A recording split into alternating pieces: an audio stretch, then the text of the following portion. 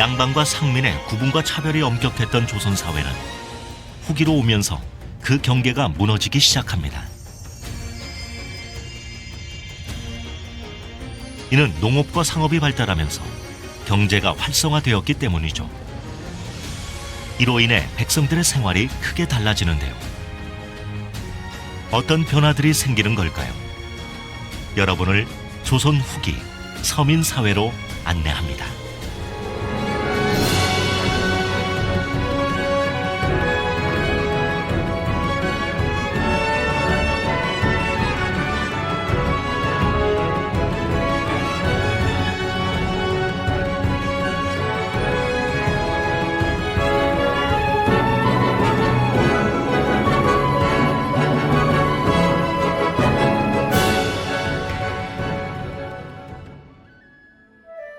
상공업이 발달하면서 경제가 활성화되던 조선 후기 사회. 시대의 흐름을 타고 인생을 바꾼 이가 있는가 하면 옛것만을 고집해 뒤처지는 이도 있었습니다. 그 대표적인 변화가 신분의 변화인데요. 여기 공명첩이 있습니다. 공명첩은 공명, 이름이 비어있다는 의미입니다. 벼슬 받는 사람의 이름을 즉석에서 써주기 위해 그 난을 비워둔 문서였는데요. 전쟁으로 재정이 어려워진 조정에서 돈을 받고 공명첩을 대량으로 발급하기 시작했습니다. 그저 실속은 없고 명목상으로 벼슬을 주던 임명장이었으나 낮은 신분에서 벗어날 수 있었기 때문에 큰 인기였는데요. 경제가 활성화되면서 돈이 많아진 부유한 상민들은 돈이나 곡식을 주고 공명첩을 사서 양반이 되었죠. 또한 조선에는 양반과 첩 사이에서 난 서얼의 수가 많았는데요. 갈수록 이들 서얼에게도 벼슬길을 열어두었습니다. 이렇게 되자 조선 후기 사회는 점점 양반의 수가 많아졌습니다. 5% 남짓하던 양반 수가 조선 후기에는 40%에 이를 정도였죠. 하지만 문제가 있었습니다. 양반은 세금을 내지 않았기 때문이죠. 나라에서는 세금을 충당하기 위해 노비를 상민이 되도록 했습니다. 노비는 세금을 내지 않지만 상민은 세금을 냈기 때문인데요.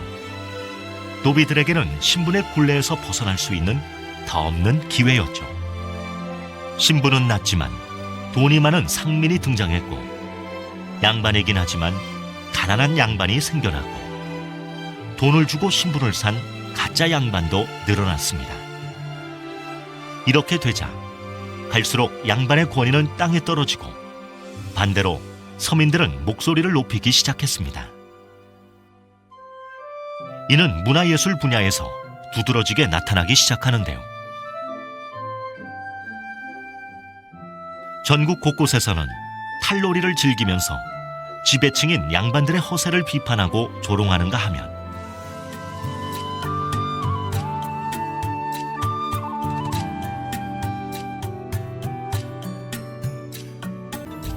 기생과 양반과의 결혼이라는 신분 상승을 꿈꾸는 춘향전과 같은 이야기가 인기를 끌기도 했습니다.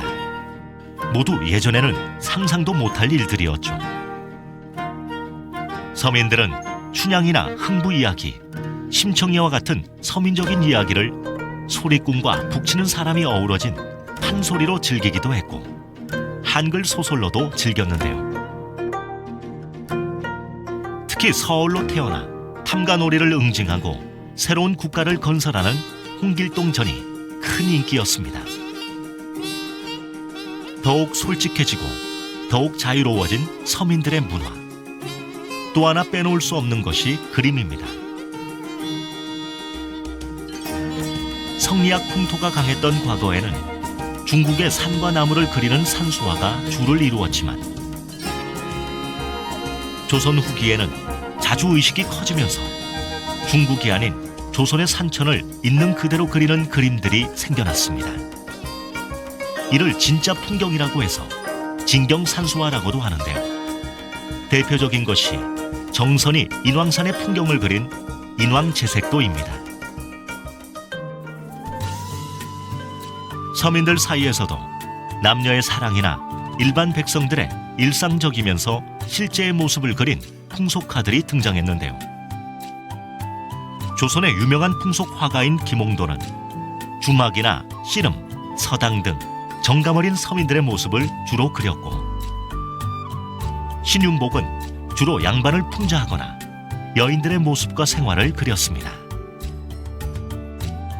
당시로선 모두 파격적이고 새로운 그림들이었죠. 또한 누가 그렸는지는 알 수 없으나 일상생활에서 쉽게 접하는 꽃이나 나무, 해와 달을 그린 민화가 유행하였고, 서민들은 이를 사서 집안을 장식하기도 했습니다. 이들은 모두 형식에 얽매이지 않고 자유분방한 일반 민중들의 생각을 담고 있었죠. 이렇듯 조선 후기 사회는 신분보다는 경제력이 한층 중요해지면서 가난한 양반보다는 부자인 상민이 더 우대받고 행세를 하였습니다. 이런 신분의 변화 속에 조선의 학자들도 형식적인 학문이 아닌 실제 생활에 도움이 되는 학문을 해야 한다는 깨달음을 얻게 되는데요. 조선 후기에는 어떤 학문들이 생겨날까요?